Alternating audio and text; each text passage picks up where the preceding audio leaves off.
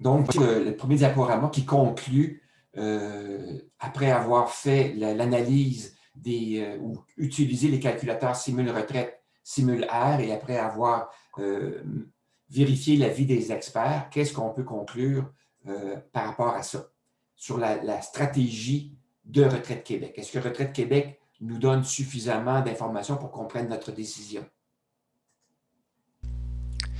L'analyse de la stratégie et des moyens proposés par Retraite Québec pour répondre à la question nous a permis de constater que les calculateurs Simul-R et Simul-Retraite ne fournissent pas de réponse à la question et que les avis des experts trouvés sur Internet ne fournissent pas non plus de réponse claire pour les personnes en bonne santé et ayant une espérance de vie dans la moyenne.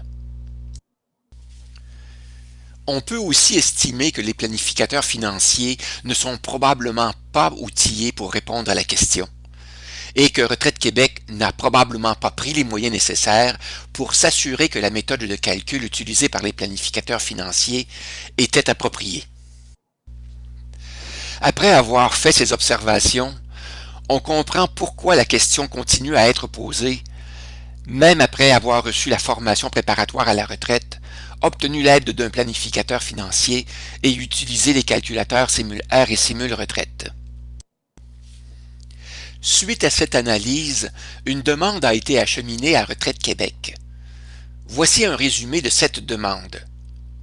Premièrement, réviser la stratégie et les moyens mis en œuvre pour aider les personnes qui préparent leur retraite à répondre à la question. Deuxièmement, rendre disponible sur Internet la méthode de calcul et un calculateur permettant de répondre précisément et correctement à la question « À quel âge est-il préférable de demander sa rente du régime des rentes du Québec ?» Et troisièmement, prendre les moyens nécessaires pour faire connaître et expliquer la méthode de calcul et l'éventuel calculateur aux intervenants et à la clientèle intéressée.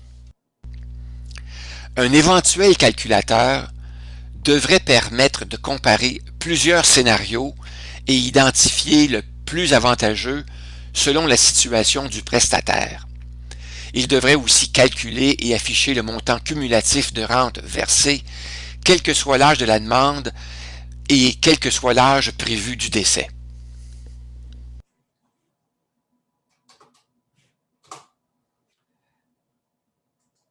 Voilà, c'était la conclusion.